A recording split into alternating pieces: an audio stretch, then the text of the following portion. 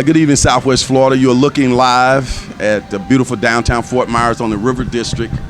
And when you see this setting, this magnificent setting, you know we're in downtown Fort Myers and Lee Pitts Live After Work is taking place. Of course, I be he, Lee Pitts, and this has just been a fabulous journey to start this event that has become a huge success. We generally get in about 150 people here in and out throughout the night, and that's about what we want. We don't want any more than that. We want it to be loose and relaxed, adult entertainment, and it has been beyond my expectations on how successful it has become. And tonight, the gods have given us, looks like it's going to be another clean night, but usually it'll rain earlier and then it clears up. Our main hosts of the red carpet will be here. They're putting on all their Diana Ross. They put on different outfits, the divas.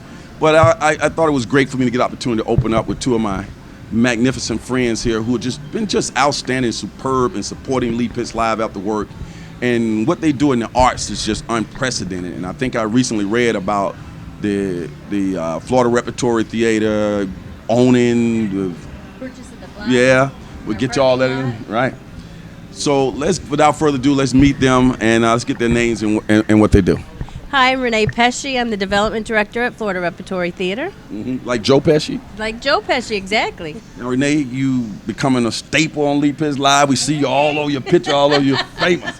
This is the lady you see. I love it. I have fun.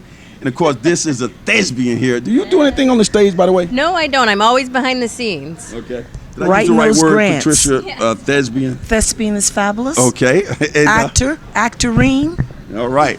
You guys have information. You have plays that are constantly going on, but you find a way throughout the evening here on the River District when you can to come over and support Lee Pitts Live After Work. Why do you find that to be important?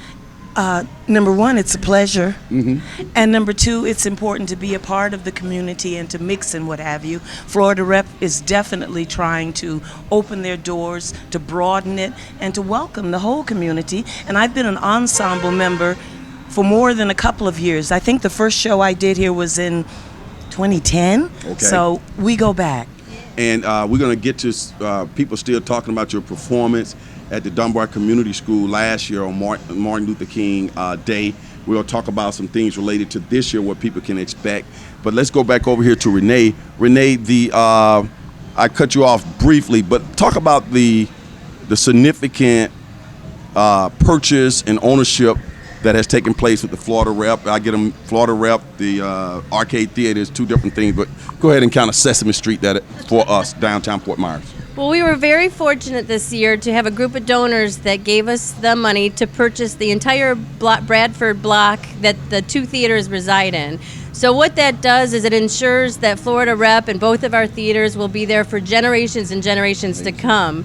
And in addition to that, we also were able to purchase the parking lot across the street, which also makes sure that we have free parking for our patrons forever.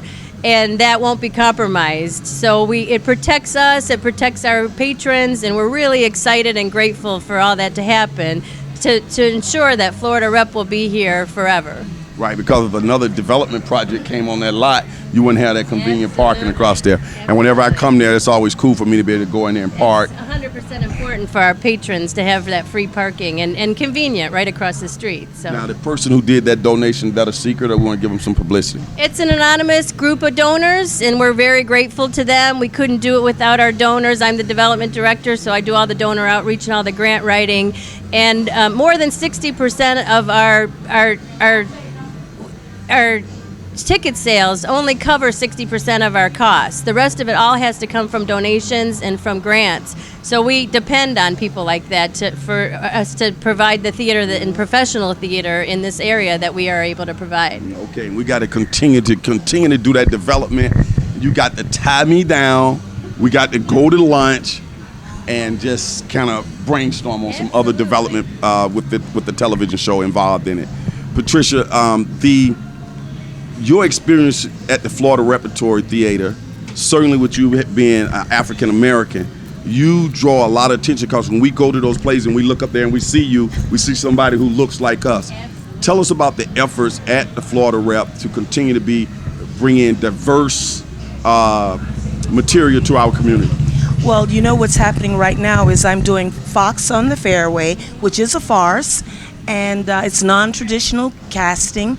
Out of the 6 actors, one of them happens to be me, and it's a farce, and it's a role that I have never had the chance to play before. It's quite glamorous, she's very bossy, and I love it.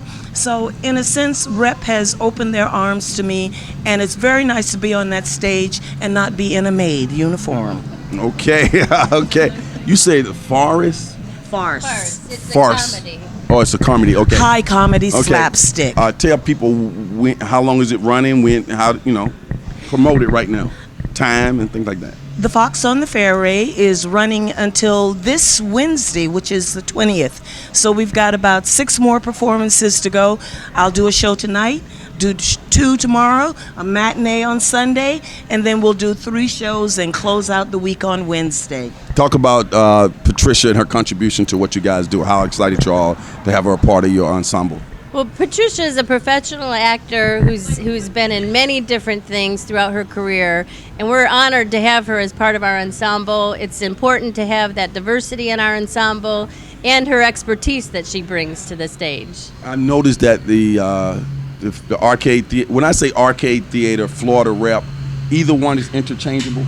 And Well, Florida Repertory consists of the Arcade Theater, which is our main stage that seats around 400 people, and then we also have the Art Stage Theater, which is our black box theater that seats around 120 depending on the configuration of the seats. right, the So we arcade have 2 theater is the theaters. physical building. The Florida Rep is the company that's running. Exactly, yeah. Okay. You guys have just done an outstanding job over the last couple of years in particular in making sure you start to reach out to our diverse communities. Is that something that's an initiative that's internal from the highest levels? Like we got to be more diverse and more people got to know about us? Absolutely. I mean, it stems from our board, it stems from our development, and just all our directors at Florida Rep, and all the way on down to our ensemble and everybody who works there through our internships. So that it's an initiative that we all take very seriously and are trying to continue to grow. Patricia, how is that coming so far? Well, it's been amazing because I was nominated for a Black Girl Rocks award this year, and one of our board members stepped up and bought myself a table where I was able to invite my posse of friends. Renee was one of them, and I had 8 friends come and be fabulous. That was a serious compliment, not only to myself personally, but also to Florida Repertory Theater. And speaking of Black Girls Rock, congratulations to you on there. I was there and I interviewed most of the members. I don't know how you got away. I got away. guess you saw some stuff there. But congratulations again on that. That's Thank a fabulous Karen Spears, who's watching this right now. Great job. Great event. Let's move to Martin Luther King weekend, which is like the second week, maybe the third, kind of like the third week in January that's going to be coming up. Last year, you guys did a maiden voyage of getting the theater involved in Martin Luther King Day weekend, and you're going to be involved this year in an even bigger way. Let's go with the concept right now. Yeah, this year we're going to be sponsors for through the Dunbar Community Festival, and we're also going to have a table again at MLK Day event, giving out information. We hope to be able to do an excerpt of a play reading that we will do later on in that evening, that we're going to invite out the whole entire community to come out for free to see a really cool play reading. Most likely we're going to do a play called Day of Absence, and have people in the community in the play reading, and everybody gets to come out for free to see that after the day-long event. Right. So let's be more specific with that, so people won't think it's kind of shaky. It's going to happen. Yeah, absolutely. Okay, Oh, so yeah. it's going to happen on Martin Luther King Day, that Monday, after you do what you do in the park. If you're going to the park, afterwards, if you don't go to the park, what you want to do is you want to come to the Florida Repertory Theater, Arcade Theater, downtown Fort Myers, for a free play that would be something that King would be proud of, or would be related to that era? Yes. Kind of give us an idea of what this play is about. Day of Absence is suitable for the whole family, so everyone can come down. It's a small southern town, anywhere, USA. I got you. Where all the folks wake up one morning, white folks, and notice that all the black folks are gone. So this is a satire that was written by Douglas Turner Ward, a biggie, and in the traditional sense, it's being done in pantomime with white face, clown makeup, and it drives the satire home more succinctly. And one of the stars in the play is the mayor of that small town. Yep. Now, the mayor of this small town, he's white as well, or black? Well, he's white, but all the characters are played by black characters. Ah, so interesting. Yeah. Okay. And who knows, you might see a popular person or somebody that you know playing the mayor in that play. It might be a guy who has a TV talk show locally who may be up there on that stage, very close to it. Absolutely. Right. The mayor is a star because he has to solve the dilemma. What to do with all the black folks gone? I love it. Yeah. What to do? The time. You got to estimate a time. We want everybody to stay tuned to all the local advertisement around it, social media and all of that. So you can put it on your Martin Luther King weekend schedule that Monday evening to come to the play. But what's the working time right now? The working time is probably about 6 o'clock. So the idea is as soon as everything wraps up at the park, you can come straight over to the theater and see the play reading. Absolutely free. Arcade Theater doing it again. I know you guys love to hear that word, free. I might be working with them on trying to do a little reception there so we can mix and mingle too. You just never know. But I'm a big fan of the Arcade Theater and all the work that they do. And I just love working with them. So stay tuned to Lee Pitts Live for more information on that as well. Patricia, when we look into the future, the Arcade Theater continuing to bring us fabulous plays. Do we have a certain season that ends and starts back up? Where are we right now in this season?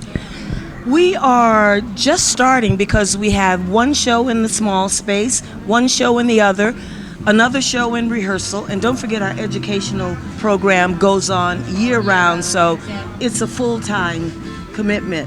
Okay, let's shout out some of my friends over there, Neil and Jay and all of them, and how they're doing. Getting your name on TV, Neil and Jay.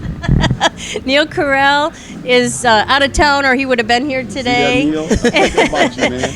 And Jason Parrish is our associate artistic director, and we're really the top guy, the guy who's Greg Longenhagen is our artistic director. He's fabulous. We're really fortunate to have him as our artistic director this year. Okay, talk about before we run the majesty of the Arcade Theater. When you walk in there, you feel like you're somewhere special. It's not like you're going to a movie theater. I mean, it is just a wonderful setting. Is there going to be some additional props brought in for the play on King Day?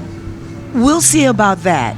Depending on what is on the main stage at that point, I think it's, I'm not sure, but it'll be set. And the important thing about the reading is that we could do it anywhere. We could do it in front of a curtain, or we'll be able to do it on the stage, whatever the set, it will accommodate. And we're hoping to have a community of people up there on stage reading Day of Absence. And if you get the type of people that you want to be up there, people are going to be fascinated at these local community people. Absolutely. Who are real regular people that they know, who are up there participating. That gives it a nice little twist to it, right? It does, yeah. We're just starting casting right now. We had a wonderful cast who did it last year. There'll probably be some repeat people, maybe some new people too. So we're excited about it. You guys stay tuned to Lee Pitts Live. We're going to continue to keep you updated on this. We'll give you another update next month. I'll get with you guys on that. And by that time, we'll have some things worked out. How about that? Fabulous. All right. Again, thanks for coming out and supporting us here at Lee Pitts Live After Work. We want to let everybody know that our next Lee Pitts Live After Work is going to take place on January the 17th. Okay. That's the Martin Luther King weekend kickoff. We're going to ask everybody to come dressed in black as your main clothing, as we'll be celebrating King's birthday with a lot of jazz will be going on inside. If you don't have black, don't worry. we still want you to show up, okay? And your accessories, I know how the women are. They'll be emailing me saying, you can wear any kind of accessories, any kind of colors you want. We're just trying to kind of have a little theme for the first time, like dress black, okay? Again, that's January the 15th, our next Lee Pitts Live After Work. Dr. King Jazzy Special, okay?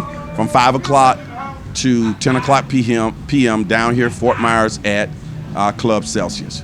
We'll be right back when our red carpet hosts return.